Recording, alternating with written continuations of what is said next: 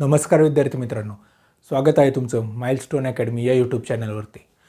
मित्रांनो, भूगोल या विषयातील पृथ्वी हा घटक परीक्षेच्या दृष्टीने महत्त्वाचा आहे. या घटकावर प्रत्येक एक्झाममध्ये किमान एखादा तरी प्रश्न असतोच प्रत्येक वर्षी. तर हाच पृथ्वी या घटकाचा अभ्यास आपण करणार आहोत. तर आपल्याला माहीत आहे, आपण ज्या ग्रहावर राहतो त्या ग्रहाचं नाव आहे पृथ्वी. जसे सौरमालेत जे काही विविध ग्रह आहेत त्यापैकी आपण पृथ्वी या ग्रहावर राहतो.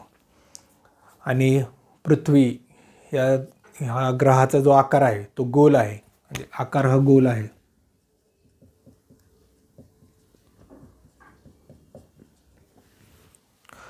म्हणजे असं आहे.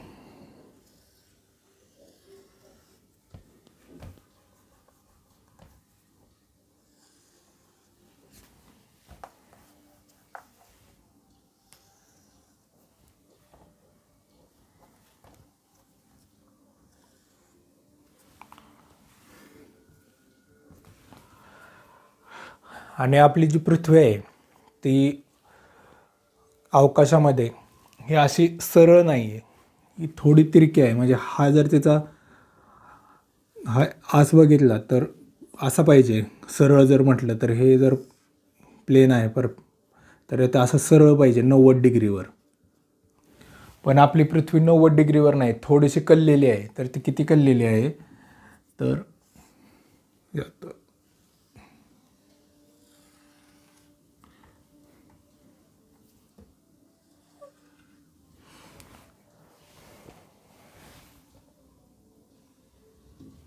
तरी असं आहे. म्हणजे ही अशी पाहिजे होती पृथ्वी, थोडीशी अशी कल्ली आणि मग असं आहे तिचं. तर हा अँगल किती आहे तर आपण बघितलं, जर अँगल असा काढतो आपण, हे जर 90 डिग्री असेल, हे 90 डिग्री असतं, काटकोन म्हणजे 90.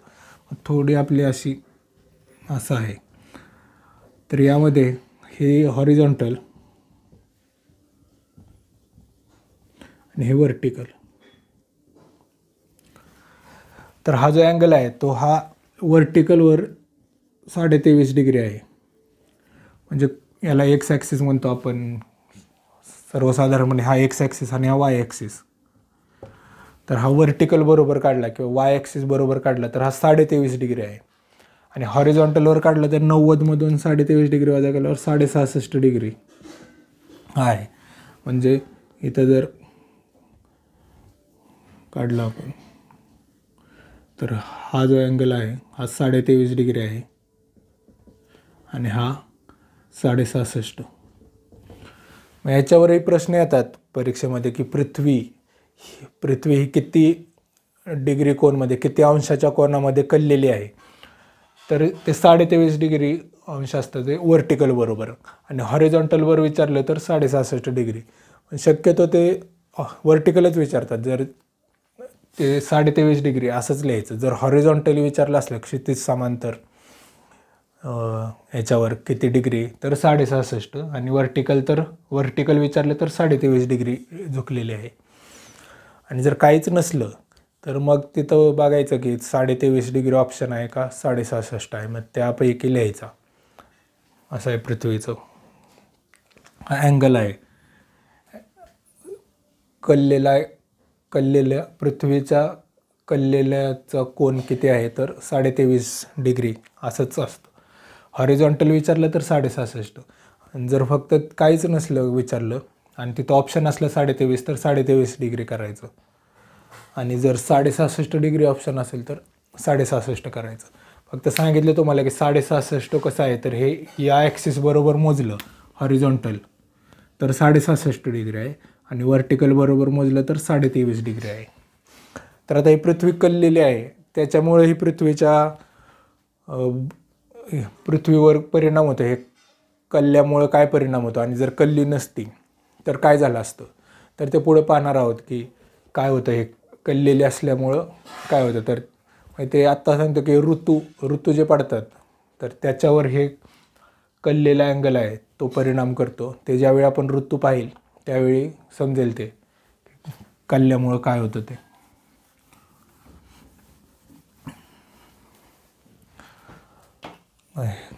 हे बघा, ही अशी कललेली आहे पृथ्वी. आत्ता जे आहे ही अशी उभी आहे, हा असा आहे, हा असा पाहिजे, पण ही थोडी अशी कललेली आहे 23.5 डिग्रीला. व्हर्टिकलला 23.5 डिग्री आणि इकडून हॉरिझॉन्टलला 66.5 डिग्री. तर ही पृथ्वी आहे. आता आपली पृथ्वी जी आहे ती गोल फिरत असते, स्वतःभोवतीच फिरते. तर तिला स्वतःभोवती जी फिरते तिला रोटेशन म्हणतात इंग्लिशमध्ये, आणि मराठीमध्ये परिवलन असं म्हणतात.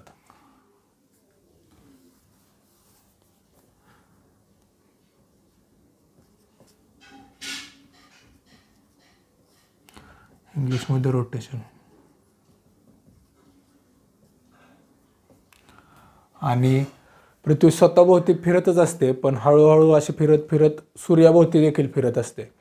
तर सूर्याभोवती जी फिरते पृथ्वी तिला परिभ्रमण म्हणतात, म्हणजेच परिभ्रमण. आणि इंग्लिशमध्ये त्यालाच म्हणतात रिव्हॉल्युशन.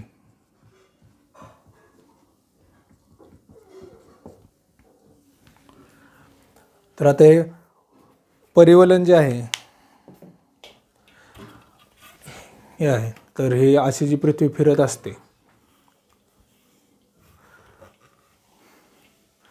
त्याला स्वतःभोवतीच फिरते, म्हणजे हा पृथ्वी आहे हा अशी गोल फिरत असते, तर त्याला रोटेशन म्हणतात स्वतःभोवती. तर ह्याच्यावर एक प्रश्न येतो की पृथ्वी कोणत्या दिशेने स्वतःभोवती फिरते, म्हणजे कोणत्या दिशेने परिवलन करते किंवा मग कोणत्या दिशेने रोटेशन करते. तर पृथ्वी जी आहे ती पश्चिमेकडून पूर्वेकडे अशी रोटेशन करते. म्हणजे समजा हा भारत आहे आपला, आता ही पृथ्वी आहे, हिचं हे उत्तर भाग, हे दक्षिण, हा पश्चिम, हा पूर्व. तुमच्याकडून पाहिलं असं तर हा पूर्व भाग आहे, हा पश्चिम, हा उत्तर, हा दक्षिण. तर पृथ्वी जी आहे अशी फिरत असते, अशी म्हणजे बघा इकडून इकडं फिरते, अशी अशी, मग इकडून येते, म्हणून पश्चिमेकडून पूर्वेकडे फिरते. तर हा एक प्रश्न येतो, आलाय बऱ्याच वेळा, की पृथ्वीची स्वतःभोवती परिवलन करण्याची दिशा जी कोणती आहे, तर ती आहे पश्चिमेकडून पूर्वेकडे.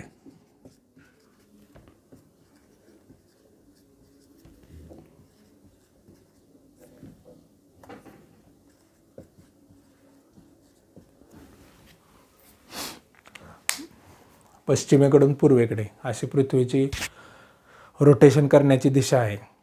तर आता हे रोटेशन पूर्ण करण्यासाठी पृथ्वीला किती वेळ लागतो, तर एक रोटेशन पूर्ण करण्यासाठी 24 तास लागतात. म्हणजे आपण बघा सकाळी सूर्य जो आपल्या डोक्यावर असतो एक साधारणतः 12 वाजता जर पकडलं, तर दुसऱ्या दिवशी तो पुन्हा त्या स्थितीत यायला, आपल्या डोक्यावरच यायला 24 तासाचा वेळ लागतो. तर हे परिवलन जे पूर्ण करण्यासाठी जो काळ आहे,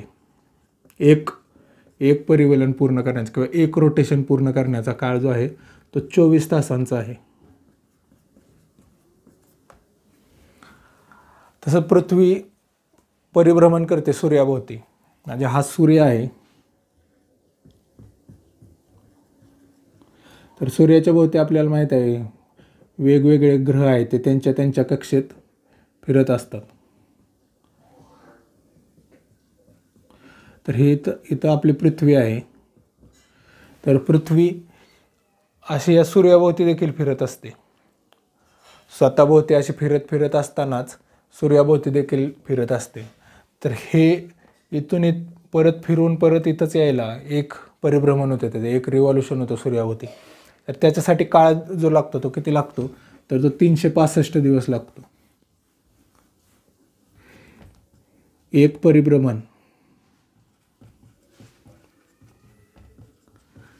परिभ्रमण पूर्ण करण्यासाठी 365 दिवसांचा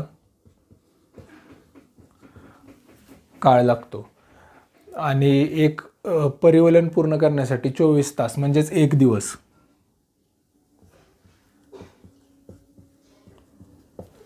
आणि इथं 365 दिवस म्हणजेच एक वर्ष.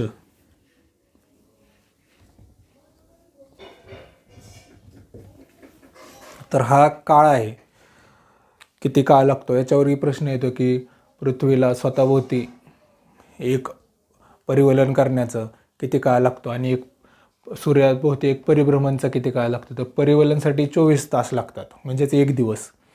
हे परिवलन आणि हा परिभ्रमण हा शब्द फक्त लक्षात ठेवा, कारण तिथं कन्फ्यूज होऊ शकतं. परिवलनच्या ऐवजी परिभ्रमण ऑप्शन पण ते देताना तसे देतात. आता समजा विचारलं की एक परिवलन पूर्ण करण्यासाठी किती दिवस लागतात, तर जे काही 4 ऑप्शन आहेत तर त्याच्यातले 2 ऑप्शन, एक असणार 24 तास, एक 365 दिवस, आणि हे बाकीचे मग असतील काही. म्हणजे कन्फ्यूज. जर तुम्हाला परिवलन विचारलं तर तुम्ही हे 24 तास किंवा एक दिवस, तर तुम्ही हे एक दिवस केलं पाहिजे परिवलन विचारलं. जर ह्या दोन्हीमध्ये कन्फ्युजन असलं आणि तुम्हाला येत असून सुद्धा मग ह्या दोन्ही जे शब्द आहेत यामध्ये कन्फ्युजन असल्यावर तुम्ही 365 करू शकता. त्यामुळे हे जे प्रश्न, हे जे शब्द आहेत परिवलन आणि परिभ्रमण, हे लक्षात ठेवा. म्हणजे आता हे जर लक्षात राहत नसेल तर हे भ्रमण आहे. भ्रमण, तर भ्रमण म्हणजे काय, आपण फिरायला जातो, मग फिरायला दुसरीकडे कुठेतरी जातो, असं एक ट्रिक लक्षात ठेवा की ही भ्रमण करायला पृथ्वी आहे ना, ती सूर्याच्या भोवती सूर्याचं भ्रमण करायला चालली, असं एक लक्षात ठेवा ट्रिक. मग त्याच्यावरून परिभ्रमण हे लक्षात राहील तुमच्या. परिभ्रमण म्हणलं की सूर्याचं लक्षात ठेवायचं की पृथ्वी ही सूर्याचं भ्रमण करायला चाललेली आहे. त्यामुळं मग परिभ्रमण आलं की सूर्य लक्षात ठेवायचं, आणि सूर्याभोवती किती वेळ लागतो, तर 365 दिवस, म्हणजेच 1 वर्ष, असं हे लक्षात ठेवा परिभ्रमण आणि परिवलन. कारण बऱ्याचदा कन्फ्युजन होतं, हे परिवलन आणि परिभ्रमण ह्या शब्दातच कन्फ्युजन होतं. कधी कधी वाटतं परिवलन म्हणजे सूर्याभोवती आहे की काय, असं वाटतं. तर ते ह्या थोडीशी ह्या ट्रिकनं लक्षात ठेवा की भ्रमण म्हणजे पृथ्वी ही सूर्याचं भ्रमण करायला चालली, म्हणजे फिरायला चालली. भ्रमण म्हणजे पृथ्वी सूर्याच्या इकडं फिरायला चालली, भ्रमण करायला चालली, म्हणून परिभ्रमण म्हणले की सूर्य, असं लक्षात ठेवा. आणि मग ते एक पूर्ण करायला 365 दिवस लागतात.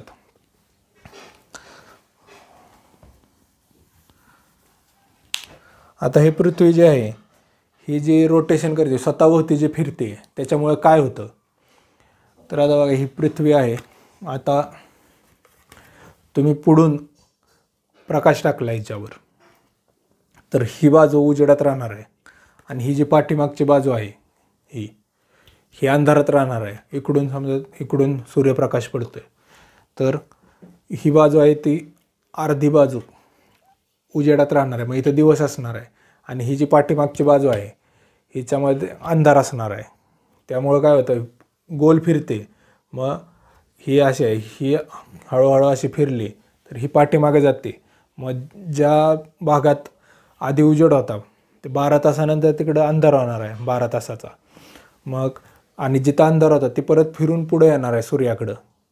मग इकडून सूर्य आहे, सूर्यप्रकाश येतोय आणि पृथ्वी अशी फिरते. त्यामुळे मग काय होतं की हे जे परिवलन आहे, रोटेशन, स्वतःभोवती फिरते पृथ्वी, तर याच्यामुळं काय होतं की दिवस आणि रात्र ही क्रिया घडते. जर परिवलनच झालं नसतं, इथं अशी स्थिर असते, कुठं अशी फिरलीच नसते पृथ्वी अशी गोल, तर इकडून सूर्यप्रकाश येतोय आणि इकडं पडतोय सूर्यप्रकाश, आणि इथंच राहिली आणि पाठीमागं अंधारच आहे.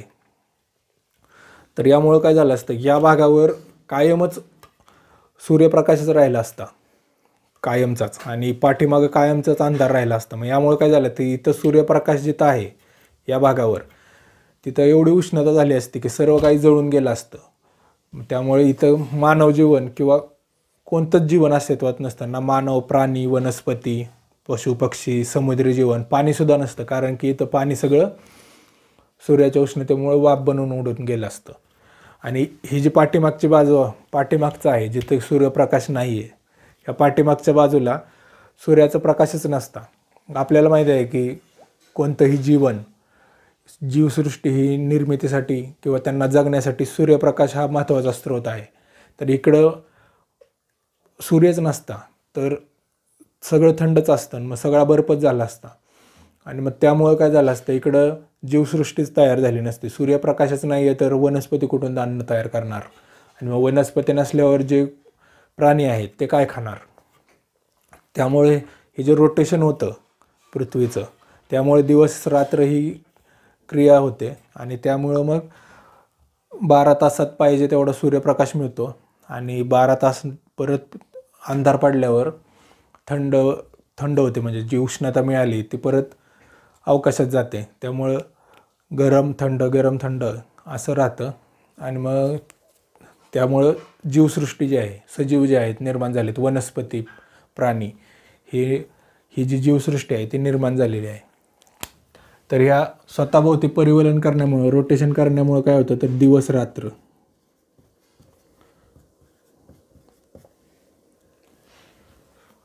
आता हे जे परिभ्रमण आहे सूर्याभोवती, तर याच्यामुळं काय होतं, तर याच्यामुळं ऋतू निर्मिती होते. ऋतू जे आहेत आपल्याकडं,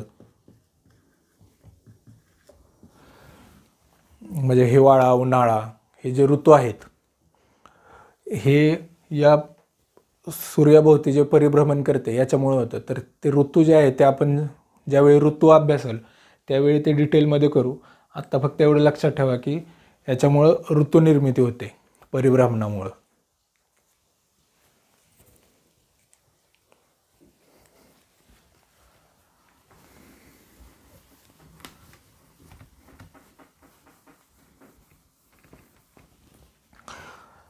आता पृथ्वी जी फिरत असते गोल, स्वतःभोवती रोटेशन करत असते, त्याच्यामुळं काय झाले की पृथ्वीचा जो आकार आहे तो थोडा बदलला आहे. जसं की गोल आकार आपण म्हणतो, पृथ्वी ही गोल आहे, म्हणजे हे असं गोल झालं. तर हे सतत असं फिरल्यामुळं काय होतं की ह्या ज्या बाजू आहेत ह्या अशा बाहेर जातात. ह्या पृथ्वीच्या पृथ्वी अशी फिरते, पश्चिमेकडून पूर्वेकडे अशी फिरत असते ना, मग त्या फिरत राहिल्यामुळे ना ह्या ज्या बाजू आहेत ना ह्या बाहेर जातात. मग पृथ्वीचा जो आत्ताचा आकार आहे तो वरून थोडा चपटा झाला, इथून खेचलं गेलं आहे बाहेर दोन्ही बाजूंनी असं. आणि मग पृथ्वीचा जो आकार आहे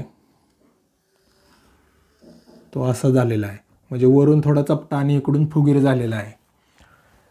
तर ह्या आकाराला जिओइड आकार असं म्हणतात. जिओइड.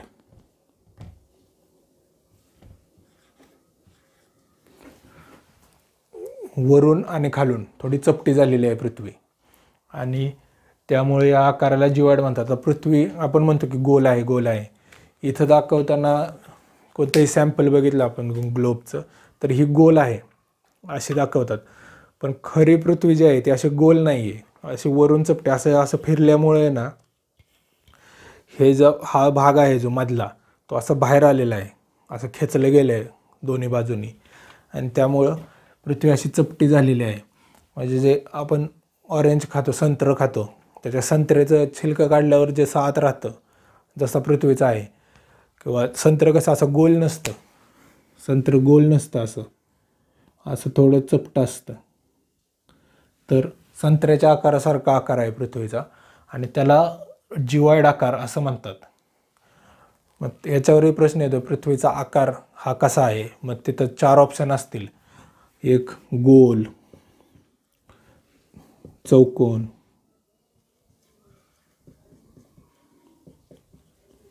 तिसरा असेल त्रिकोण, आणि चौथा असेल जिओइड आकार. तर इथं गोल लिहिणार मुलं की पृथ्वी गोल आहे. पण जिओइड असेल ना तर जिओइडच लिहायचं असतं, पृथ्वीचा आकार जिओइड आहे. जर इथे जिओइड नसतं आणि वेगळं असतं की चौकोन असतं, तर आपण म्हणलं असतं की गोल आहे. हे 4 ऑप्शन असतील तर चौकोन, म्हणजे गोल, चौकोन, त्रिकोण आणि आयत असं असतं, तर मग गोल होतं उत्तर बरोबर. पण जर तुम्हाला इथं ऑप्शन आहे जिओइड, ऑप्शन आहे जिओइड, हा जिओइड जर ऑप्शन आहे तर हे गोल उत्तर चुकीचं आहे, कारण खरा आकार जो आहे पृथ्वीचा तो हा जिओइड आकार आहे. त्यामुळे हे लक्षात ठेवा की पृथ्वीचा आकार हा जिओइड आहे.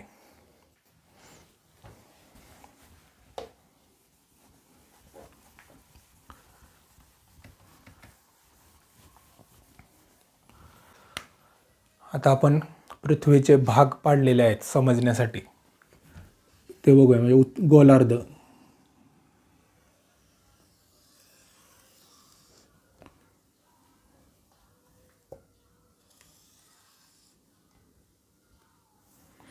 तर ही आपली पृथ्वी आहे. तर पृथ्वीचं आकलन होण्यासाठी तिच्याबद्दल जास्त म्हणजे समजण्यासाठी आपल्याला दैनंदिन व्यवहारात तर तिचे भाग पाडलेले आहेत, 4 भाग पाडलेले आहेत.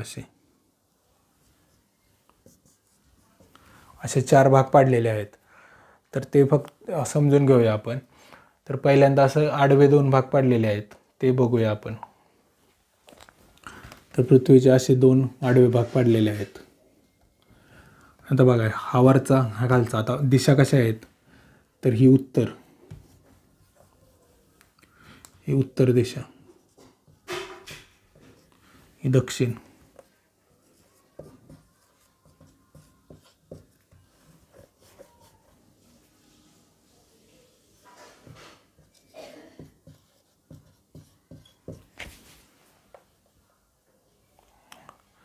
ही दक्षिण, ही पूर्व,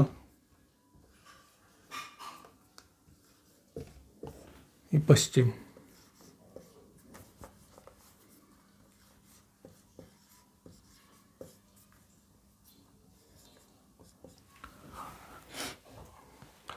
आता बघा हा पूर्ण गोल आहे आणि याचा अर्धा भाग केला तर इथून वर अर्धा भाग आहे, म्हणजे अर्धा गोल आहे. मग अर्धगोल म्हणजे याला काय म्हणतो आपण, आता हा उत्तरेकडचा अर्धा गोल आहे म्हणून ह्याला उत्तर गोलार्ध म्हणतात. म्हणजे हा कोणता झाला, उत्तर गोलार्ध. आता हे दोन्ही शब्द बघा, हा गोलार्ध आहे, गोल, आणि हा कसा बनला आहे गोलार्ध, तर गोल अधिक अर्धा, म्हणजेच गोल अर्धा गोल आहे म्हणून गोलार्ध. गोल अधिक अर्धा, कारण हा गोल आहे पण कसा आहे, अर्धा आहे म्हणून गोलार्ध असं बनलेलं आहे. हा गोलार्ध आहे. हा इथून वरचा असा, हा फक्त अर्धा आहे. म्हणजे आता बघा, हा भाग आहे, हा अर्धा गोल आहे म्हणून हा कसा आहे, गोलार्ध आहे. अर्धा गोल, गोल अर्धा आहे म्हणून गोलार्ध. हा कोणत्या दिशेचा आहे, उत्तर दिशेचा आहे म्हणून हे उत्तर गोलार्ध. तसंच आता हे दक्षिण गोलार्ध आहे. तसे आता हा पाहिला आपण इथून खालचा, हा सुद्धा अर्धाच गोल आहे. मग हा दक्षिण दिशेचा आहे, खालचा आहे दक्षिणेकडचा म्हणून हा दक्षिण गोलार्ध.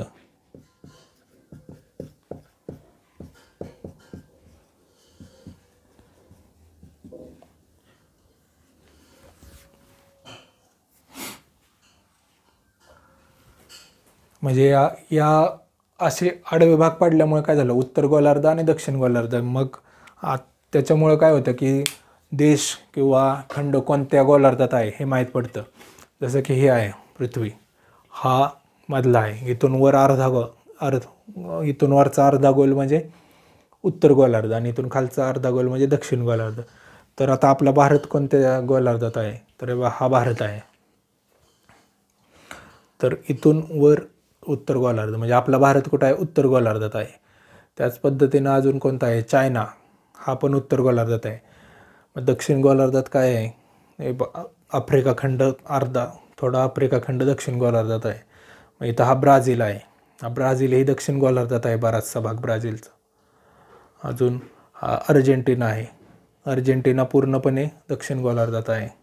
ब्राझील हा इथून थोडासा भाग उत्तर गोलार्धात आहे पण पूर्ण भाग हा दक्षिण गोलार्धात आहे. मग हा ऑस्ट्रेलिया खंड आहे, हा पूर्णपणे दक्षिण गोलार्धात आहे. ऑस्ट्रेलिया इथून वर उत्तर गोलार्ध, इथून खाली दक्षिण गोलार्ध, इथून मग हा ऑस्ट्रेलिया दक्षिण गोलार्धात आहे. तर असंच उत्तर गोलार्ध आणि दक्षिण गोलार्ध. तसंच आता हे आडवं भाग केला आपण, आता उभं भाग करायचा. आता उभं भाग केल्यावर कोणतं दिशा येणार आहे, आता उभं केलं आपण, आता उभं केलं. आता इकडचा अर्धा गोल कोणत्या दिशेला आहे, पूर्व दिशेला आहे. मग हा पूर्व गोलार्ध.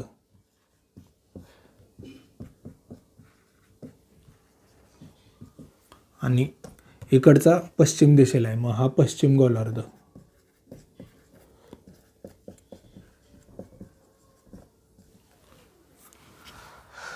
मग ह्या भागामुळे काय होतं की देश हा कोणत्या गोलार्धामध्ये आहे हे माहीत पडतं. आता हे लक्षात ठेवा, हा पश्चिम, हा पूर्व, वरचा असतो उत्तर, खालचा दक्षिण.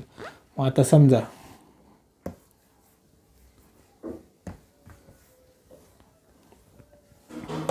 तर आपण भाग करूया. तर आपला भारत जो आहे तो इथे आहे, हा इथे भारत आहे. आता भारत कोणत्या गोलार्धात आहे असं आलं तर बघा, आता पहिल्यांदा तर भारत हा उत्तर आहे का दक्षिण गोलार्धात आहे, तर दक्षिण आणि उत्तर गोलार्धाला ही रेषा आहे विभाजित करणारी. मग भारत वर आहे म्हणजे भारत उत्तर गोलार्धात आहे. मग पूर्व गोलार्धात आहे का पश्चिम गोलार्धात आहे, तर ही रेषा आहे पूर्व आणि पश्चिम गोलार्धाला विभाजित करणारी. मग भारत इकडे आहे म्हणजे इकडं पूर्व गोलार्धात. तर भारत हा कुठल्या गोलार्धात आहे, उत्तर गोलार्ध आणि पूर्व गोलार्धामध्ये आहे भारत. तसं आता अर्जेंटिना इथं आहे.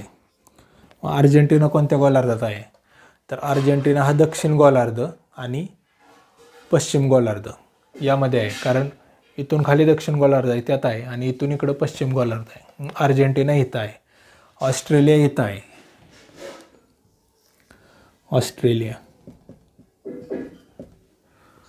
ऑस्ट्रेलिया इथं आहे. ऑस्ट्रेलिया कोणत्या गोलार्धात आहे, ऑस्ट्रेलिया पूर्व गोलार्धात आहे पण दक्षिण गोलार्धात आहे. भारत पूर्वमध्ये आहे. पूर्व गोलार्धात कोणता आहे, तर भारत पण आहे पूर्व गोलार्धात.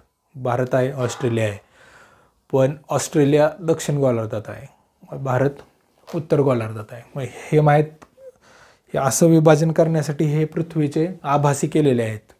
हे फक्त आपण केलेले आहेत, म्हणजे ते काही नैसर्गिक नाही आहे. नैसर्गिक फक्त एक गोळा आहे, फक्त आपण इथून पूर्व आणि पश्चिम गोलार्धात केले. तर ही जी रेषा आहे ही कुठून जाते, तर ही ग्रीनिचमधून जाते.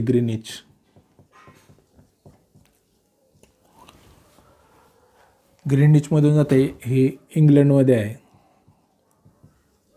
तर ही ग्रीनिचमधूनच का जाते, ते ज्यावेळी आपण स्थानिक वेळ ठरवू ना, वेळ कशी काढली जाते त्यामध्ये सांगतो पूर्णपणे. ग्रीनिचमधून जाते ही, म्हणून इथं ठेवले. जर ही रेषा इकडून जात असते भारताची, तर भारत पश्चिममध्ये आला असता. त्यामुळं असं काही नाही की ग्रीनिचमधूनच का जाते, तर त्याचं कारण आहे की तिथे एक सभा झाली होती 1884ला शास्त्रज्ञांची म्हणा किंवा भूवैज्ञानिकांची. मग त्याने ठरवलं की ग्रीनिचमधूनच जाणार. जर त्यावेळी भारतात सभा झाली असती, भारत त्यावेळी प्रगत असताना भारतात झाली असती, तर ती भारतातून गेली असती इकडून. मग थोडं भारत इथं सेंटरला आला असता. पण आत्ता लक्षात ठेवा की भारत हे उत्तर आणि दक्षिण गोलार्ध, पूर्व आणि पश्चिम, उत्तर दक्षिण असं केलं आहे. आणि भारताचं स्थान हे उत्तर गोलार्ध आणि पूर्व गोलार्धामध्ये आहे, हे लक्षात ठेवा. आता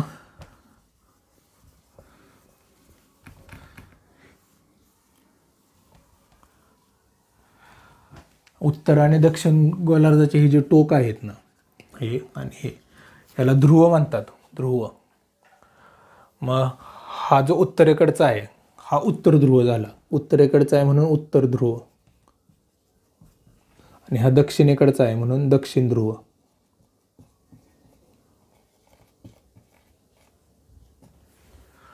तर हे तर फक्त हेच लक्षात ठेवा की गोलार्ध कशाला म्हणायचं, उत्तर गोलार्ध कोणतं, दक्षिण गोलार्ध कोणतं, पूर्व गोलार्ध कोणतं, पश्चिम गोलार्ध कोणतं, आणि ध्रुव. हे उत्तर ध्रुव म्हणजे हे उत्तरेकडचं एकदम शेवटचं टोक, म्हणजे हे 90 डिग्री असतं.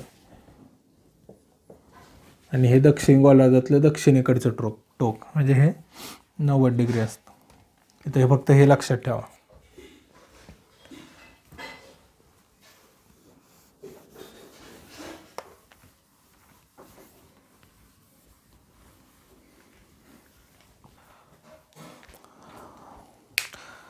तर पृथ्वी जी आहे त्या शास्त्रज्ञांनी समजण्यासाठी पृथ्वीचे काही भाग पाडलेत. म्हणजे आपण मॅपवर जर पाहिलं तर 2 असतात, एक लँजिट्यूड आणि लॅटिट्यूड. तर हे काय आहे की मॅपवर तुम्ही आहे ना एक्झॅक्ट पॉईंटला दाखवू शकता. म्हणजे तुम्ही कुठं उभा आहे हे जर दुसऱ्याला सांगायचं असलं तर वृत्ते हा एक भाग आहे, वृत्ते. तर या वृत्तामुळं तुम्ही जिथं उभा आहे ना ते फक्त काही आकड्यांच्याद्वारे तुम्ही एक्झॅक्ट सांगू शकता की कुठं उभा आहे तुम्ही, कोणालाही असं काय. मग ते मॅप जो आहे आपला GPS आपण म्हणतो मॅप, तर तो ह्या पृथ्वीला जे वृत्तामध्ये डिवाईड केलं आहे त्याच्यामुळेच आपण एक्झॅक्ट लोकेशन सांगू शकतो. तर हे वृत्त काय आहे, तर हे जे आपली पृथ्वी आहे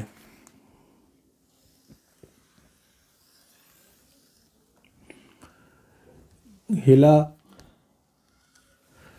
अशा उभ्या आणि आडव्या असं भाग केले तिचे.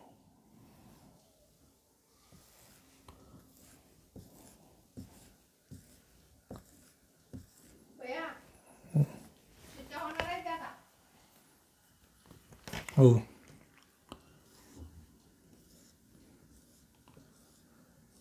तर पृथ्वीचे असे भाग केलेले आहेत.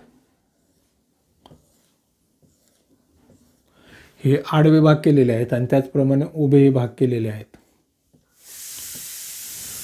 तर यामुळे काय होतं की इथं जो छेदतोय ना, तर हा एरिया जर तुम्हाला काढायचा आहे तर या वृत्तांमुळं तुम्ही तो कुठं आहे, तो एक्झॅक्ट लोकेशन आहे ते काढू शकता. तर हे वृत्ते काय आहेत तर आपण बघूया. तर वृत्ते 2 प्रकारचे आहेत, त्याचे 2 भाग होतात वृत्तांचे.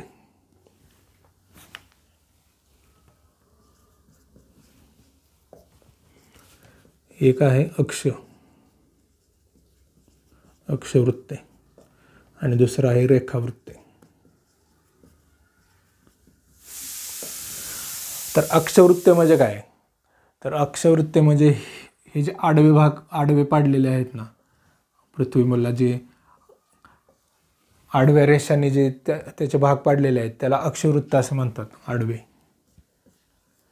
आणि रेखावृत्ते आहेत ना ते म्हणजे उभे, हे असे उभे. तर हे लक्षात ठेवा, असे अक्षवृत्त आणि रेखावृत्त आहेत. आता ते अक्षवृत्त आणि रेखावृत्ताबद्दल माहिती घेऊया आपण.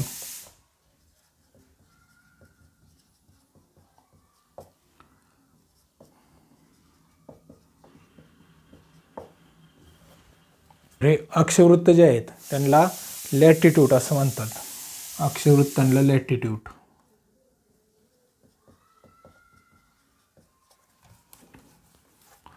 आणि रेखावृत्तांना लॉन्जिट्यूड.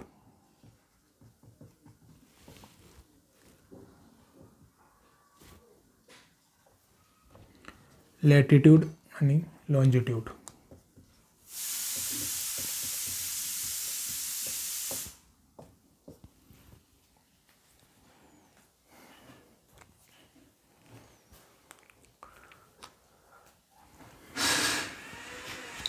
तर अक्षवृत्त हे किती आहेत, तर अक्षवृत्ताची ही पृथ्वीचे हा एक मधून एक गेलेला आहे. मधून जे अक्षवृत्त गेलेलं आहे त्याला हे सर्वात मोठं आहे. आपण पृथ्वी जर पाहिली तर अशी बघा इकडं वर निमुळती होत चाललेली आहे आणि इथून खाली पण निमुळती होत चाललेली आहे. मग सर्वात मोठं जे अक्षवृत्त आहे ते हे मधून जाणारच आहे, म्हणजे हे 0 डिग्री पृथ्वीची अशी विभागणी केलेली, हे 0 डिग्री. मग इथून पुढं परत 1 डिग्री, 1 डिग्री, परत हे असं हा दुसरा आला 1 डिग्री, परत 2 डिग्री, 3 डिग्री, 4 डिग्री, 5 डिग्री, असं करत करत इथं जे आहे ते 90 डिग्री आहे. तर पृथ्वीची अशी विभागणी केलेली आहे डिग्रीमध्ये किंवा अंशामध्ये. हे 0 अंश किंवा 0 डिग्री, 1 डिग्री, 2 डिग्री, असं 3, 4, 5, 6, 7, 8, 9, 10, 11 असं करत करत 90 डिग्री. तर आणि तसंच खाली पण हे 0पासून खाली परत 1 अंश, 2 अंश, 3 अंश, असं करत करत करत इथं 90 अंश असे पृथ्वीचे 2 भाग केलेले आहेत. आणि या 2 भागांना नाव काय आहे, तर हे विषुववृत्तापासून जे वर आहे 0 डिग्री म्हणजेच विषुववृत्त, विषुववृत्त म्हणजेच विषुववृत्त, विषुववृत्त म्हणजेच 0 डिग्री 0 अंशाचं वृत्त.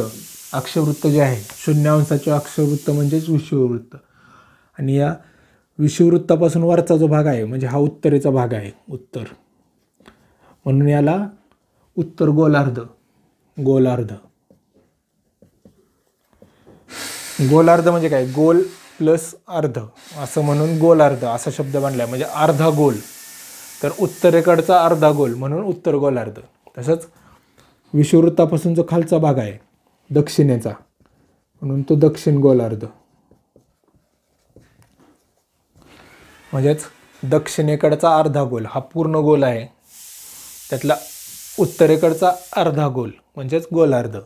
उत्तरेकडचा म्हणून त्याला उत्तर गोलार्ध आणि दक्षिणेकडचा अर्धा गोल म्हणून त्याला दक्षिण गोलार्ध असं नाव आहे.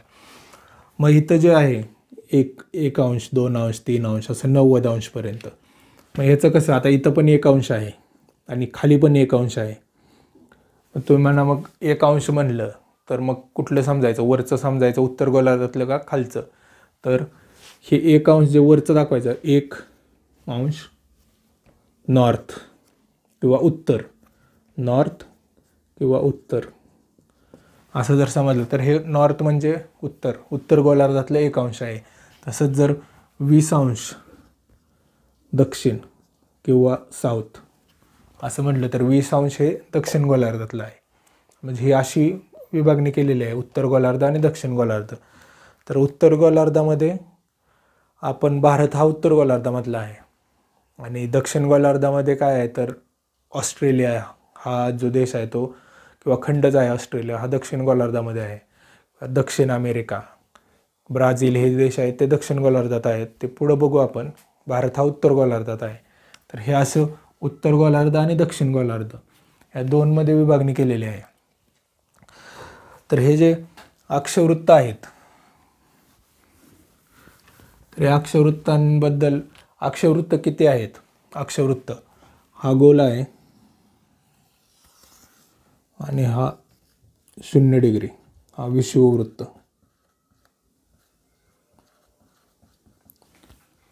तर मी सांगितलं की हा 0 परत 1 2 3 4 असं करत करत इथं 90 डिग्री. तसंच मग आता उत्तर गोलार्धाचं बघूया आपण. फक्त उत्तर गोलार्धात किती आहे, तिथं 1 डिग्री आहे. हा 1 डिग्री 1 2 3 4 असं करत 90. मग किती आहेत तर 90 आहेत समजा. 90 अक्षवृत्ते आहेत उत्तर गोलार्धात. तसेच दक्षिण गोलार्धात किती आहेत तर इथं 1 डिग्री 2 3 4 5 6 असे 90. म्हणजे दक्षिण गोलार्धात किती आहेत तर 90 वृत्ते आहेत, अक्षवृत्ते. उत्तर गोलार्धात 90 अक्षवृत्ते, दक्षिण गोलार्धात 90. आणि हे जे 0 डिग्री आहे 0 डिग्री हे विषुववृत्त याला म्हणतात, विषुववृत्त किंवा 0 डिग्री अक्षवृत्त. तर हे एक झालं. म्हणजे टोटल किती झाली, उत्तर गोलार्ध ते लिहितो, उत्तर गोलार्ध ह्याच्यातली 90 1 ते 90, उत्तर गोलार्धातली 1 डिग्री ते 90 डिग्री, दक्षिण गोलार्धातली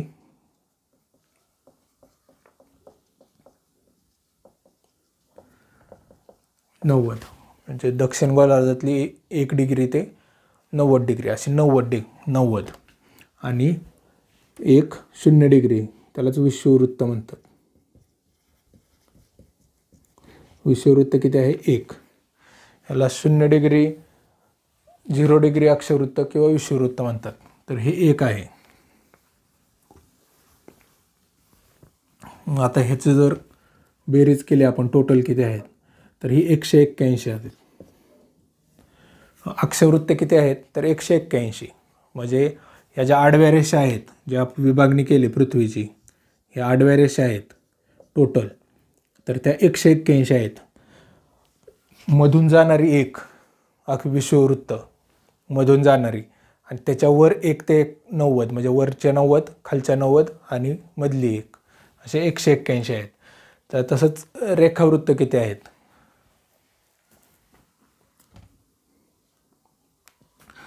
आता ही पृथ्वी आहे,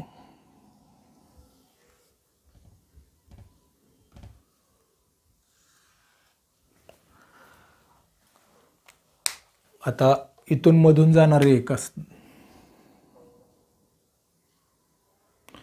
आणि हे अक्षवृत्त आणि रेखावृत्त अशी फक्त एकच लाईन अशी नसते, असे इथून सुरू झालं ना. हे आता हे विषुववृत्त हे आहे तर हे असं गोल फिरून येतं 1. परत वर एक. तसं रेखावृत्तसुद्धा आता इथून सुरू होणार ध्रुवामधून.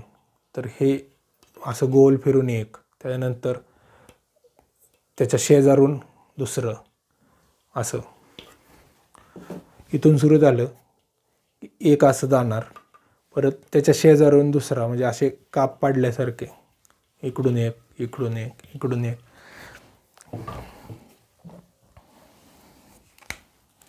तर ते किती आहेत, तर याला जर मधून केलं आपण, मधून हे 0 डिग्री रेखावृत्त आहे, हे 0 डिग्री रेखावृत्त आहे. तिथून इकडं हे 180, 179, हे जे 0 डिग्री रेखावृत्त आहे ना, तेच असं गोल फिरून जातं आणि इथं 1 डिग्री, 2 डिग्री. आता इथं बघा, मगाशी पाहिलं आपण की हे पृथ्वी गोल आहे, त्याचा 2 भाग केले, हा उत्तर गोलार्ध आणि हा दक्षिण गोलार्ध.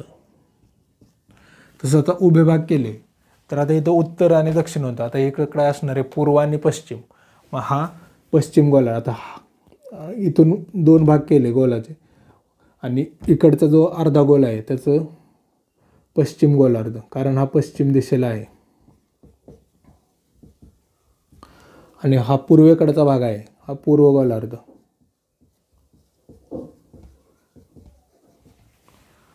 असा आहे. मग आता ह्या रेखावृत्ताचं किती आहे, तर हा 0 डिग्री इकडे आहे, मग इथून 1 डिग्री, 2 डिग्री असं करत करत हा शेवटचा जो आहे तो 179 डिग्री आहे. हा 0 डिग्री, 1 डिग्री, 179. आणि हा 0 डिग्री आहे ना, हा तसाच पाठीमागे यायचा आहे 180 डिग्री. मग इकडे 179 आणि इकडं परत 1 डिग्री ते 179 डिग्री. आणि हा जसा पुढून दिसतोय आपल्याला 0 डिग्री, तसंच याच्या पाठीमागून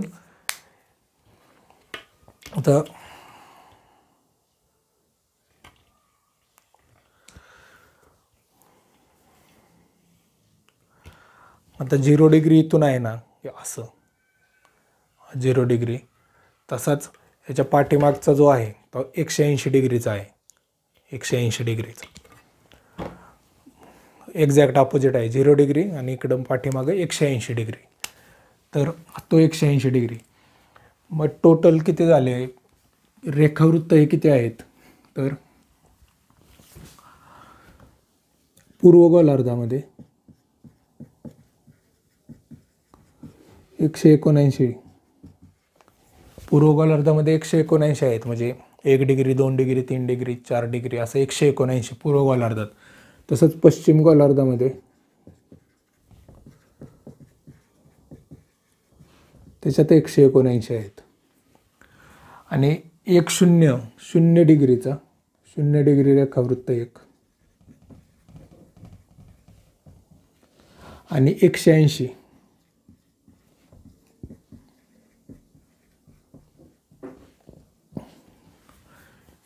डिग्रीचं रेखावृत्त जे आहे त्याचा एक, असं हे पूर्ण केलं आपण तर हे 360 होतं. मग रेखावृत्तांची टोटल संख्या किती आहे, तर 360. आणि अक्षवृत्तांची किती आहे, तर 181. इथं परीक्षेत वृत्तावरून प्रश्न काय येऊ शकतो की पृथ्वीचे आडवे जे भाग केलेले आहेत, आडवे, त्याचं नाव काय आहे, तर ते अक्षवृत्ताने आडवे केलेले आहेत आपण, आणि उभे जे केलेले आहेत ते रेखावृत्ताने केलेले आहेत. हा एक प्रश्न. आणि अजून काय येऊ शकतो की अक्षवृत्तांची संख्या किती आहे, तर अक्षवृत्तांची संख्या 181 आहे.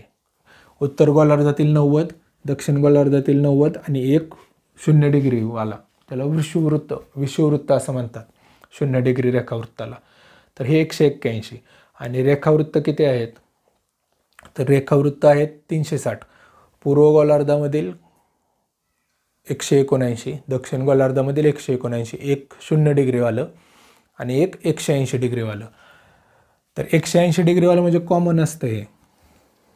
जसं की आता पृथ्वी गोल आहे ना, पृथ्वी ही गोल आहे, तर इथं 180 डिग्री इथं येतं, इथं.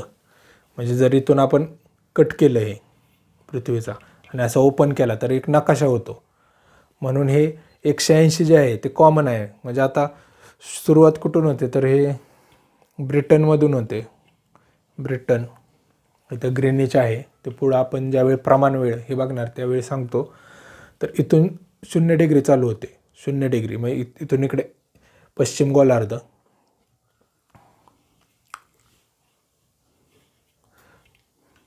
इथून तर इथून इकडं पश्चिम गोलार्ध आणि इकडं पूर्व गोलार्ध. तर हे कसं होतं की शून्यापासून चालू होतं, मग 1 2 3 4 5 6 7 8 असं करत करत करत इकडे येणार आणि इकडूनच पूर्व गोलार्धामध्ये 1 2 3 4 असं करत करत ज्यावेळी हे पाठीमागे येतं इथं तेव्हा इकडून आलेले 179 आणि इकडून आलेले 179 होतात आणि 180 वर जे जातं ते दोघांमध्ये कॉमनच असते. ते रेखावृत्त जे असतं ना ते दोघांमध्ये कॉमनच असते 180 वर. त्यामुळे मग इकडून 180 नाही पकडू शकत, इकडून 189च पूर्व गोलार्धामध्ये 179 179 पूर्व गोलार्धामधली 179, पश्चिम गोलार्धामधली 179 त्यांची, आणि जी 180 असते ती कॉमन असते या दोघांमध्ये. आणि त्याच पद्धतीने जे शून्य आहे, शून्य रेखावृत्त हे सुद्धा दोघांमध्ये कॉमन असतं आणि 180 हे दोन कॉमन असतात दोघांमध्ये. म्हणजे जर तुम्हाला विचारलं 0 डिग्री रेखावृत्त हे कोणत्या गोलार्धात आहे, तर ते ना पश्चिम गोलार्धात आहे ना पूर्व गोलार्धात आहे, हे कॉमन आहे. त्याचप्रमाणे 180 हे रेखावृत्त आहे ते सुद्धा दोन्हीमध्ये कॉमन आहे, ना उत्तरमध्ये आहे ना दक्षिणमध्ये आहे. मग हे 360 होतात. त्याच पद्धतीने हे विषुववृत्त आहे, ते 0 डिग्री अक्षवृत्त, हे सुद्धा उत्तर गोलार्धामध्ये पण येत नाही आणि दक्षिण गोलार्धामध्ये पण येत नाही, ते कॉमन आहे दोन्हींमध्ये. तर प्रश्न ह्या वृत्तांवर हेच येतात की अक्षवृत्तांची एकूण संख्या किती आहे आणि रेखावृत्तांची एकूण संख्या किती आहे, हा प्रश्न येतो. आणि दुसरा लांबीवर येतो. तर आपण पहिले पृथ्वीचा आकार हा असा आहे. आता याच्यात जर अशा आडवे भाग पाडले आपण, तर हे सर्वात मोठं कोणतं येणार आहे, तर हे एक्झॅक्ट मधून जे जातं पृथ्वीच्या मधून एक्झॅक्ट तेच सर्वात लांब असणार आहे. हे कोणतं आहे तर 0 डिग्री रेखावृत्त आहे, अक्षवृत्त, रेखावृत्त नाही अक्षवृत्त, 0 डिग्री अक्षवृत्त. आणि सर्वात कमी लांबीचं कोणतं म्हटलं तर हे बघा, वर जाताना कमी कमी होत जातं. मग इथं जे 90 डिग्री आहे हे सर्वात कमी असतं इथलंही. आणि रेखावृत्तांची लांबी जी आहे ती उत्तर गोलार्धात ही तेवढीच असते. म्हणजे इथं 90 डिग्रीची लांबी किती आहे उत्तर गोलार्धात, तेवढीच इथं असणार. उत्तर गोलार्धामधल्या 20 डिग्रीची लांबी किती आहे, उत्तर गोलार्धातला 20 डिग्रीचं जे अक्षवृत्त आहे त्याची लांबी जेवढी असणार आहे तेवढीच दक्षिण गोलार्धामधल्या 20 डिग्रीची लांबी असणार आहे इथल्या. तर आता ते लांबी किती आहे ते बघूया आपण.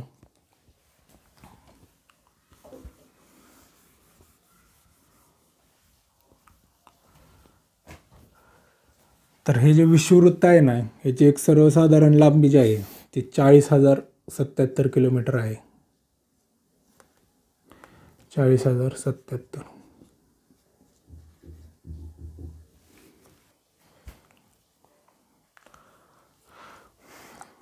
आता आपण या वृत्तांमधील अंतर बघूया. अक्षवृत्तामधील अंतर किती आहे आणि रेखावृत्तांमधील अंतर किती आहे. तर पाहिलं आपण तर अक्षवृत्त हे आडवे असतात. हा पृथ्वी आहे ह्याच्यामध्ये हे आडवे असतात.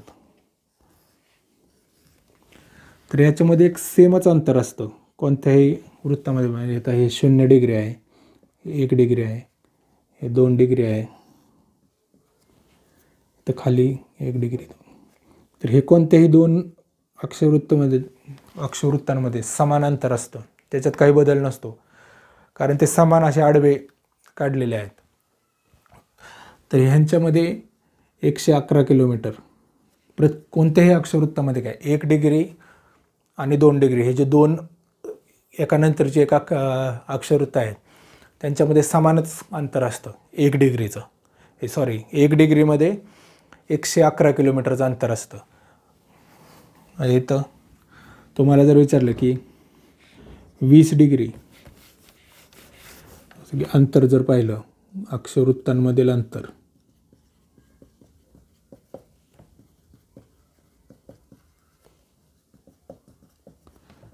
एकशे 11 किलोमीटर. म्हणजे तुम्हाला विचारलं 20 डिग्री उत्तर व 21 डिग्री उत्तर यामध्ये किती अंतर आहे, तर ते 111 किलोमीटरचं असतं. तसंच विचारलं 24 डिग्री आणि 23 डिग्री यामध्ये किती अंतर आहे, तर ते 111 किलोमीटरचंच असणार आहे. कोणतंही घ्या 89 डिग्री व 90 डिग्री हे उत्तर यामध्ये किती अंतर असणार आहे, तर ते 111 किलोमीटरचंच असणार आहे. असं आहे. जर विचारलं की 70 डिग्री उत्तर व 75 डिग्री उत्तर यामध्ये किती अंतर असणार आहे, तर आपल्याला माहिती आहे 5 वृत्त आहेत, तर 111 गुणिले 5 करायचं, 555 किलोमीटर असं लिहायचं. म्हणजे वृत्ते किती आहेत ह्याचं येत नाही असा प्रश्न काढायला, फक्त हा येतो प्रश्न की अक्षवृत्तांमधील अंतर किती आहे. तर कोणत्याही दोन एकानंतरची एक असतील ना, तर त्याच्यात 111 किलोमीटरचं अंतर असतं. तसं आता रेखावृत्तांचं तसं नाही आहे, कारण रेखावृत्तांचं कसं आहे, इथून स्टार्ट होतात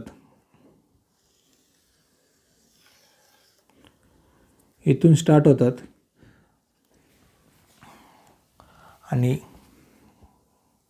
अशी जातात.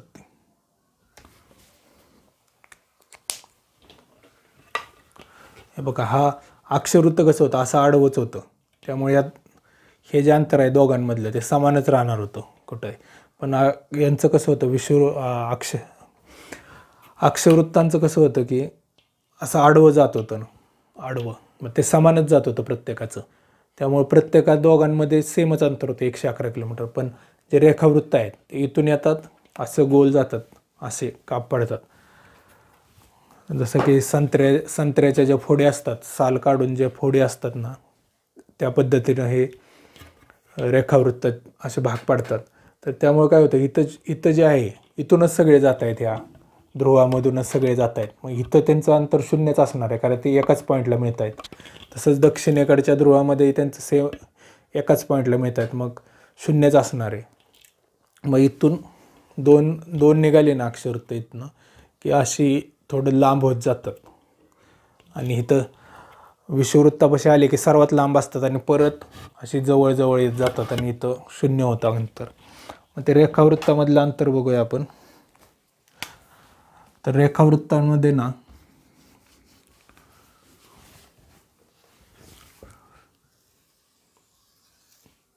रेखावृत्तांमध्ये हे जे ध्रुव आहेत, हा दक्षिण ध्रुव आहे, हा उत्तर ध्रुव. या ध्रुवामधूनच जातात सगळी अशी. म्हणजे ध्रुवामध्ये अंतर किती असणार आहे, सगळ्यांमध्ये एकाच पॉईंटमधून जातात, त्यामुळे शून्यच असणार आहे. ध्रुवांमध्ये 0 किलोमीटर किंवा शून्यच अंतर असतं, मीटरसुद्धा किंवा काहीही घ्या, शून्य अंतर असते, एकाच ह्याच्यातून जातात. मग आता समजा हे 2 आहेत, आपण पकडूया.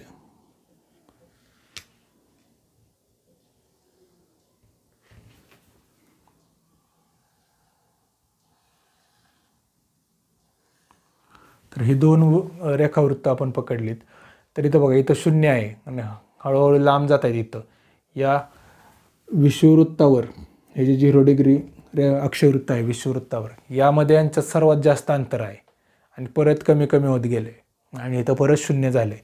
मग हे आपण पाहिलेलं की कर्कवृत्त, हे आर्क्टिक, हे मकर, हे अंटार्क्टिका.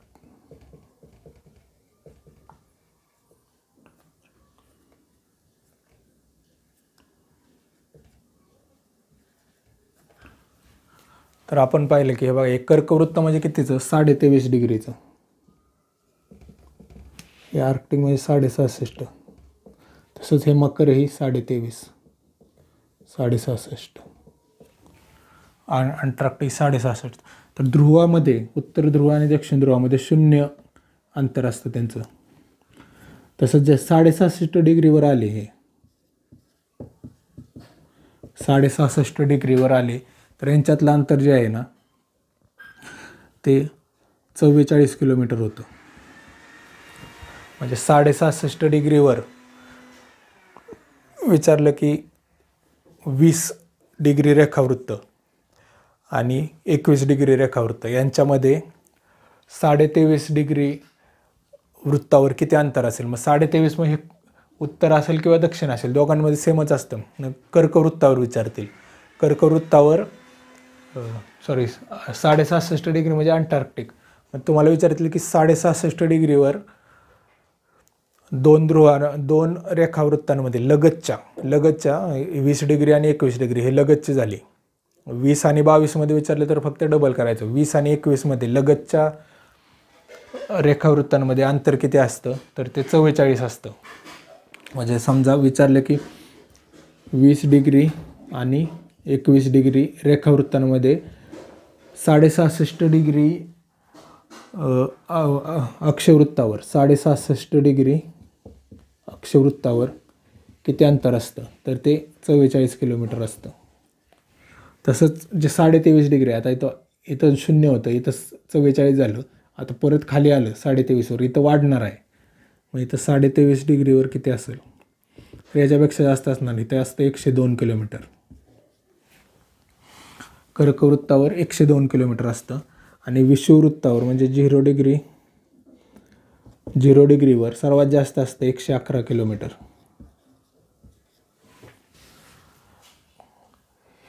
याच्यावर प्रश्न येत असतो की 0 डिग्री अक्षवृत्तावर 2 लगतच्या रेखावृत्तांमधील अंतर किती आहे, तर 111. 23.5 डिग्रीवर 102 किलोमीटर, 66.5 वर 44 किलोमीटर आणि ध्रुवावर 0 असतं. तर हे फक्त पाठ करायचं. अक्षवृत्तांमधील 111च असतं. कुठेही अक्षवृत्त कारण असे आडवे असतात, याच्यामध्ये सेमच असतं. नाही विषुव रेखावृत्त जे असतात ते असे असतात ना, इथं बघा, इथं जॉईंट होत आहेत ते. मग इथं 0 असतं आणि इथं सर्वात जास्त असतं. तर परीक्षेच्या दृष्टीनं फक्त हे पाठ करा. अक्षवृत्तांचं जरा 111 किलोमीटर असतंच. रेखावृत्तांचं फक्त 0 डिग्री, 23.5 डिग्री, 66 डिग्री आणि ध्रुव ह्याच्यावर किती असतं हे लक्षात ठेवा.